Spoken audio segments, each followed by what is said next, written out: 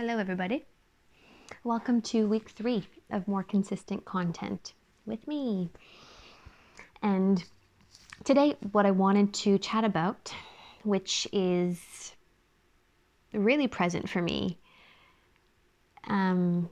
is how our egos provide us with a sense of who we are, right?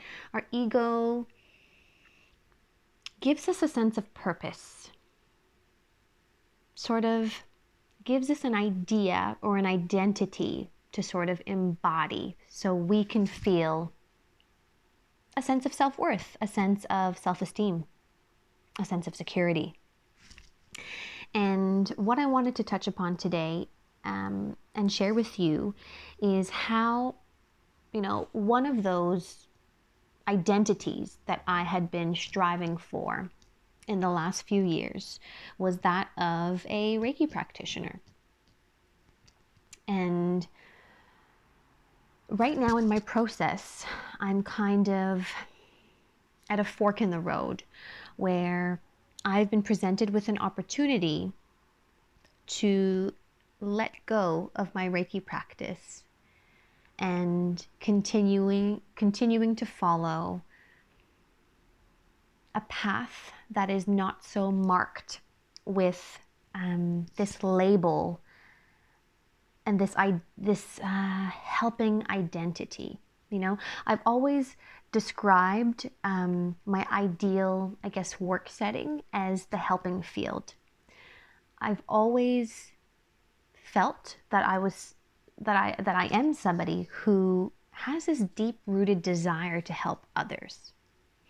And right now, in this very moment, what is happening and what's kind of being thrown right back into my face is how that is tied to my ego and how that really can take away from our true ability to be authentic and who we truly are, which is probably a whole other conversation when we talk about who we truly are. But basically what I wanted to share is that I will be giving up my Reiki practice at least for the next 3 months in the spirit of experimentation to see where that takes me. What I think about is called Cartman's drama triangle, where you have, the victim, the perpetrator, and the rescuer. So these are 3 unconscious roles that we can take on in our relationships and our interactions with other people. And we can play all 3 of these at different points of time in our lives. But what I wanted to focus on is the rescuer aspect of this triangle and how, although helping is not bad, obviously, helping is not wrong, but just if we dig a little deeper, where does that desire to help come from? Oftentimes, a lot of people, including myself at one point in time, focus so much on helping others. In my case, it was through, being an elementary school teacher,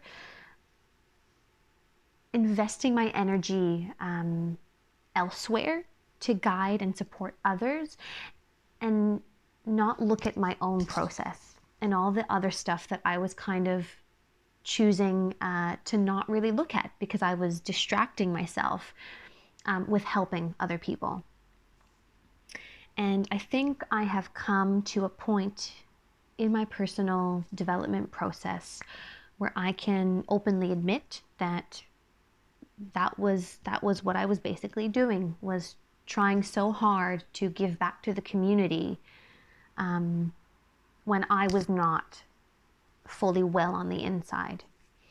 And so what I also wanted to bring up is, this whole idea of, pouring from an empty cup. Not sustainable, not authentic, right? We cannot truly help others if we ourselves are not willing to help ourselves. And so for at least the next 3 months, what I will be doing is stepping away from my, this chosen identity of Reiki practitioner, which I'm so thrilled, did come to fruition. Over 5 years ago, it was my goal to be able to work with people using Reiki. And although I didn't become super well known, I achieved that goal. And I've just been presented with an opportunity now to explore new possibilities. How do I do that? It's by letting go of one thing to see, what other opportunities can come in with that openness in that space that I'm going to be sort of leaving open to exploration and opportunities. And so basically that's it. I do believe that the most sustainable and spiritual way, if I can say, to help others is to really focus on helping myself. And inadvertently, naturally, I do believe that that is going to reflect and, resonate naturally in its own way and encourage others to perhaps help themselves without me necessarily having to say, hey, I offer these services, let me help you and guide you. I'm choosing to let go of that and just focus on me and my projects, the more consistent content creation, my Qigong practice, my creative rediscovery, to see where that takes me. But on this journey, what I am leaving behind temporarily is my Reiki practice, all in the spirit of experimentation. So I don't know. I would encourage you all to also think about, something that you've been doing in your life routinely, or maybe not so routinely over the last few years, that perhaps you might be ready to let go of, to see what other possibilities arise from the new space that you create by letting go of something that that you are ready to let go of. And that's it for today. Thanks again so much for listening, and take care and see you soon.